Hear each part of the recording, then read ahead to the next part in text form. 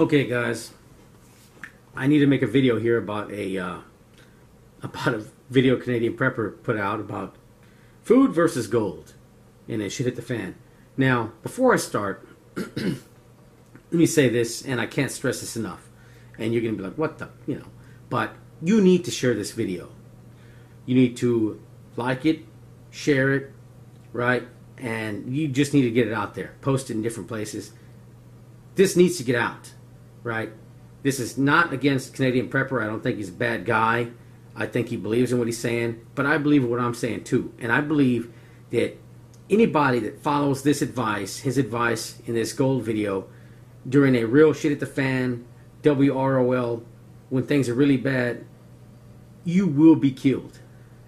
Not a maybe, you will be killed.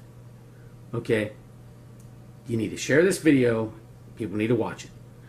Okay, so the video was, I agree with a lot of it about metals, but what I see is a real problem is when he was talking about using food as a barter item and shit hit the fan. I agree that precious metals, when there's a real calamity, immediately will not have much value. I believe that will come later. I've said that in many of my older videos. I started this channel making videos like that. That I believe in. But trading food when people are starving, desperate, I see that as one of the most, if not the most dangerous thing you can do. Okay? When you are starving, you're not the same person. You don't think the same. You don't act the same. All you think about is food.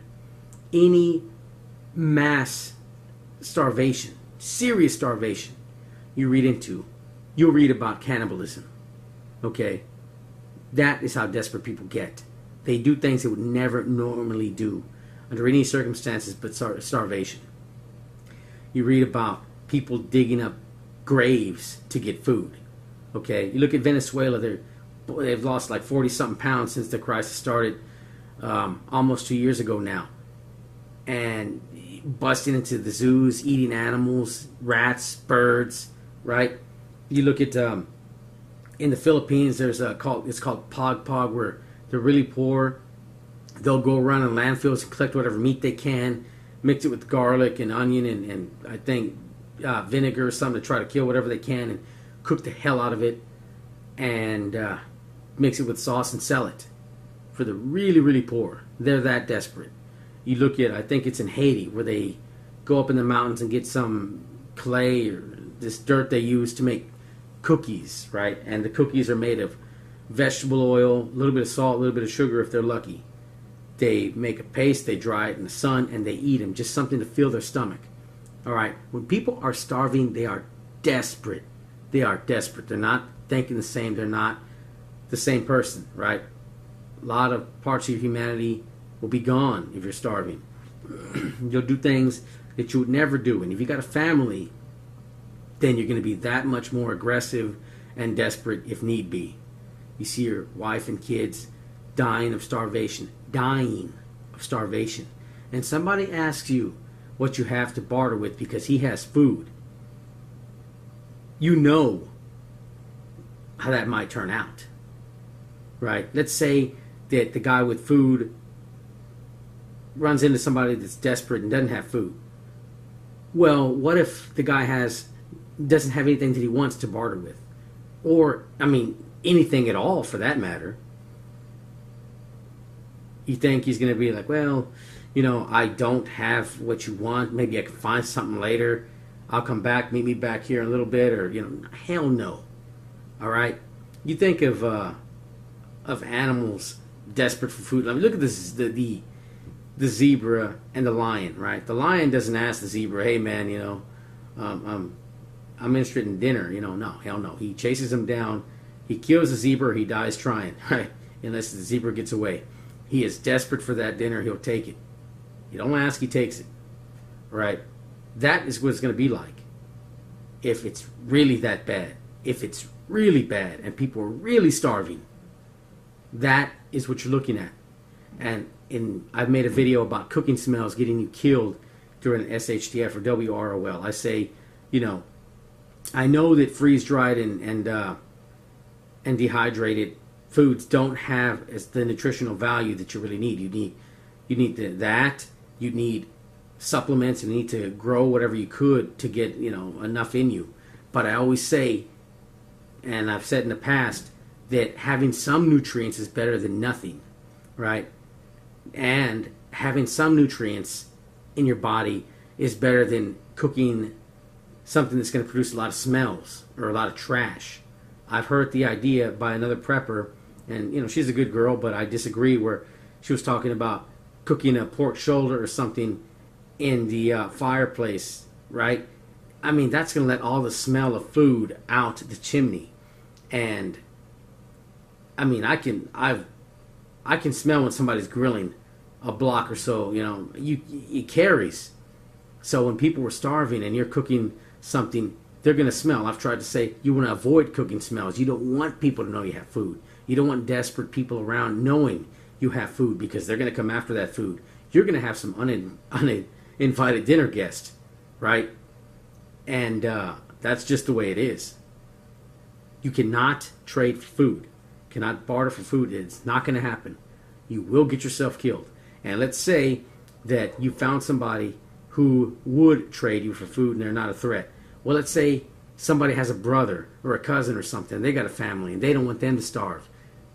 They're going to give them some maybe. And if they don't give them some, they're going to tell them where they got that food so they can get a shot at trying to barter for some food too. And before you know it, you've got a mob of desperate people at your door.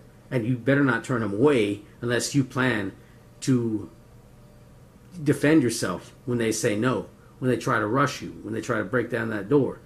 And, you know, it doesn't matter how big and bad someone thinks they are. There's only so many people you can deal with. If they rush you, they're going to get you. It's just that simple. If they rush you, they got you. One guy can only do so much. Doesn't matter you have an AR-15. If they rush you, they got you. When you stop to unload, they got you. So I'm not saying things get that crazy, but I don't know. I'm just saying that don't take that chance. Don't put food to trade. You put food aside for you and your family. You don't put it aside to barter. If you're going to barter, you barter with comfort items. Okay? Let's go over what you don't want to barter with. Number one, I always talk about, and all of my videos, you can read the comments. You look at the videos I've done on as far as why preppers hoard nickels. I've made the example many times why you want base metals and stuff, pennies, copper pennies and nickels as part of the stuff you want to trade with, because they won't get you killed. You don't want dangerous items, right? So you do not want food, number one, because people will be desperate. They'll come for it. Number two, let's say you've got antibiotics, medical supplies. Let's say some guy and his son are gardening. The son cuts himself. The son gets a horrible infection, right? His blood is septic. He's really in bad shape. He needs antibiotics. You have antibiotics that you're willing to barter with. Well, again, if he doesn't have something you want to barter with, if he has anything at all, and if you don't just feel like giving him that instead of saving it for your own family in case you need it, well, again, he's going to take it. Do you think he's going to say, oh, well, you know, it's okay, I don't have what you want now, but give me a little bit of time. Little Jimmy can pull through, I'll pray for him, hopefully he'll be okay. He's going to take those antibiotics. He is going to take what he needs to take care of his son. That's what's going to happen. And it doesn't matter if it's a daughter, a wife, a husband. If somebody sees antibiotics and have somebody dying of infection, they're going to get their hands on what you have, or they're going to die trying. You don't want to put yourself in that kind of situation. And the other thing, anybody that has a chemical addiction to drugs, to, you know, tobacco or alcohol. Yeah, of course, this is the first bottle I've bought in a while, so I'm not an alcoholic, and they ain't gonna worry about me. But anybody that really, really needs it, you got the shakes, you need that fix, right? You look at a stressful time, and somebody suffering withdrawals in a really, really stressful time. That's not going to turn out very well. So I would be leery about trading with alcohol. You be careful with who you trade. cigarettes because they're going to come back for more, and drugs. They're, whoever the hell would want to. But anyway, those are anything, any chemical addiction, any tobacco or alcohol is something you would not want to trade with. All right? If you got something in your house that somebody may be addicted to and really need it, they're going to be desperate for, you do not trade with it. Right? And the last thing would be ammunition. I'd be very leery about trading with ammunition. Of course, it could be used against you. I could think of maybe family. I would barter ammunition with family. But strangers, hell no. The only time I could think, or maybe I put it in somebody else's hands besides family, would be like the neighbor. Let's say that there's bad guys heading our way, and me and him, we need to defend our families, okay? We need to work together to defend our families. His family's there, my family's there, and we need to work together. Well, then, yes, I'll put a gun and ammunition in his hand to defend my family, right? We have to work together to succeed, or a better chance to succeed, if any at all, but, better chances than just one guy. So, in that case, I would probably arm up somebody or give them ammunition, but any other circumstance, I'd be very careful bartering for ammunition as well. Now, what you would want to barter with, here's some things. You would want to trade with comfort items, okay? Hard candies. They would last for a long time. They wouldn't go bad. Let's say, like hot chocolate mix, just add water, hot chocolate mix. Paper plates, napkins, disposable razors, lighters, feminine hygiene, stuff like that, right? Deodorant. Just items like that people would really want, right? Comfort items that you don't need to survive. You don't have to have that hard candy or that chocolate to survive. You can, if a guy's all ruffled and he wants razors, well, he can survive, having a big old beard. It'd suck, but he would survive. He wouldn't have to kill for it. You want to trade with comfort items, and I would say with copper pennies and maybe nickels. Now, people are going to say, why nickels and pennies? You can't eat them, which is the same. You can read the Why Preppers Hoard Nickels. I've posted the same comment. I just copy and paste the same answer over and over, because rather than read the comments, people just leave the same thing. You can't eat it. Why would I want it? Well, I do agree with Canadian Prepper that gold wouldn't have much value. I think that'd be more value farther in when things stabilized again. But for small transactions, you would need for any kind of civilization, you need a medium of exchange. It'd have to be something that people would recognize. It'd have to be something with some value, like base or industrial metals, and certain purity and composition. You would have a set value, right? And it wouldn't spoil, like he was talking about a chicken that might spoil a grain, which is why metals were better, which I agree with. I've talked about that in my old videos, that would be one of the reasons that base metals or precious metals would have value. Now, people would say, why would they have value? Well, if you look at Zimbabwe, when people would pan in the river for gold, they would take gold, and then guys would come in and bring stuff from across the borders with supplies. They come with flour and all kinds of stuff like that, and the people would pay in gold for what people smuggled and brought into the country. They didn't pay a fair price, but they had money to buy what they needed to survive, right? So even though it may not have value in your neck of the woods, in your little pond, well, the next pond over, they bring in some stuff, and there you go. They make a killing, they make a lot of profit, and that'd keep them incentivized to keep coming back and bring more supplies. And in turn, you'd have to overpay, yes, but your alternative to overpaying would be not having and starving to death. So in that situation, I wouldn't like it, but I would overpay if I had to, right? At least there's a way to get something. If I needed flour, if I really, I want to take care of my family, I would go ahead and pay the high price to have it for my family. So it'd be an option that you have, that if you didn't have anything to barter with, you would not have.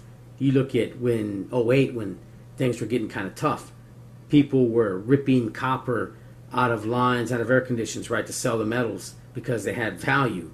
You look at the fall of the USSR, people tearing up infrastructure for the base metals to sell.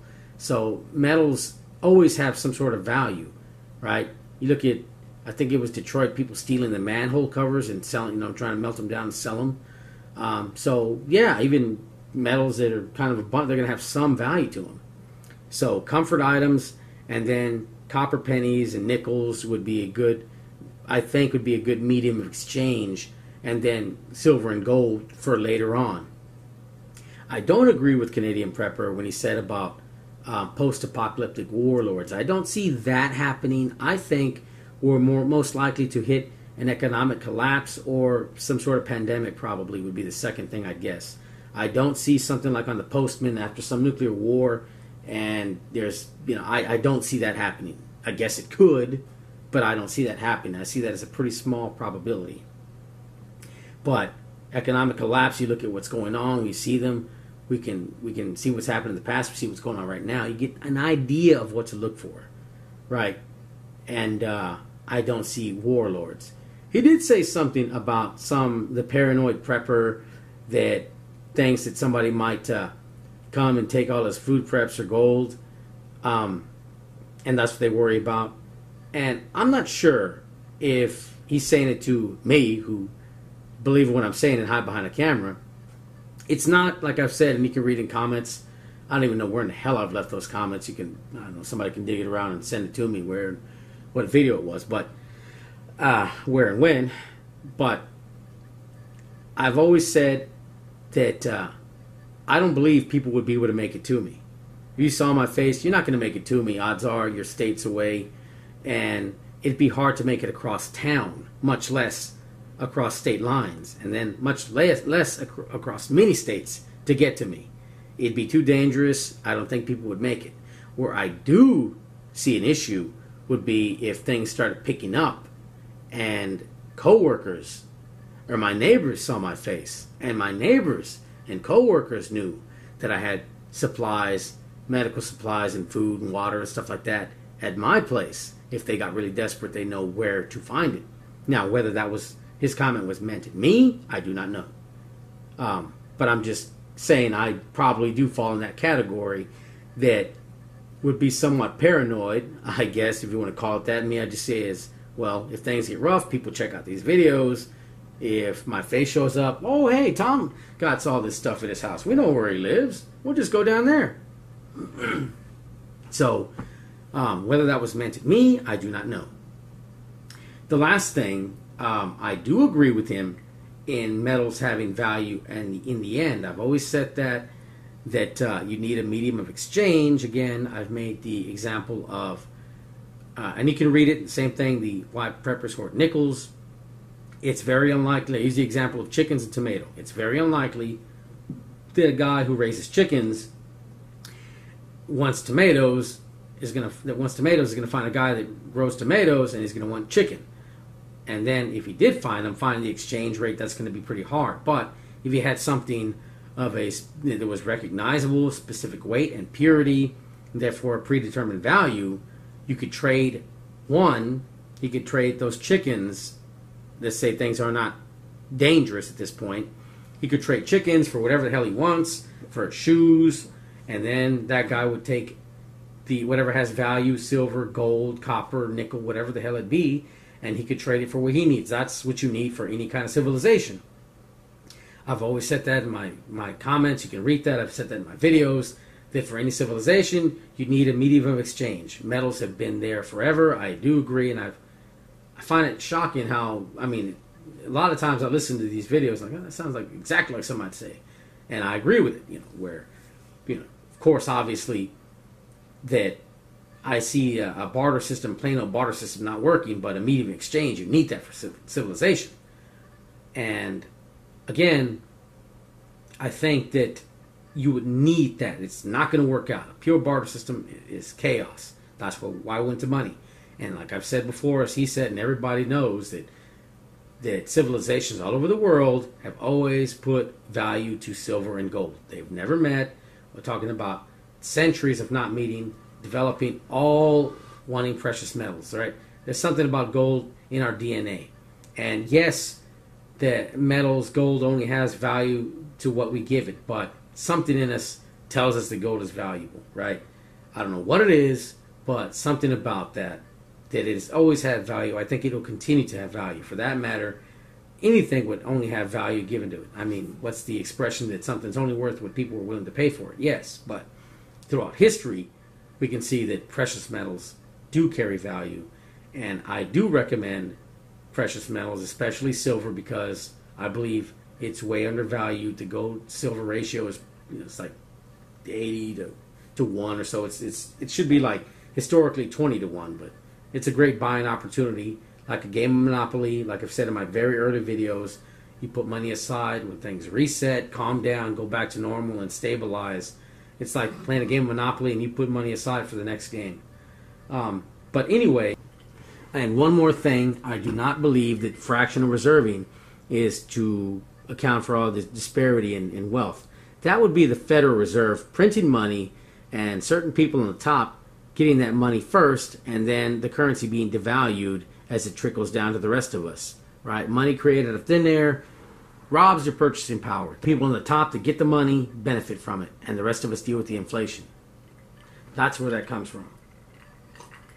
Gold standard, my grandfather, 13 kids, a wife, stay-at-home wife. He could barely read and write. Construction worker. There was no credit cards, no welfare. That's what a strong currency does for you. But anyway, getting back to it, you need to watch this video. You need to share it, because I strongly disagree, and I believe that taking that advice will get people killed. I do not believe he did that on purpose. This is not against him. It's just that is the most dangerous thing, and I've said that in my videos before. You can read that in my comments. You do not trade for food, and right behind it, you wouldn't want to trade with medical supplies or any kind of addiction that people might have. Share this video. Spread it around. People have to watch it. He's got a large platform. That means a lot of people may watch that video and take that advice, and I see it as dangerous. I think he's a stand-up guy. I don't think he means anything by it. I don't think he's purposely doing it, but I'm telling you, they're dangerous, especially when hungry and desperate. You don't want to trade with food. Spread this video. Get the word out. If any of my videos need to get views, it's this one. So, only you guys can do that for me. Now that I'm doing this again, share it. Alright? That's it for me. Thank you for watching, guys. I'm out.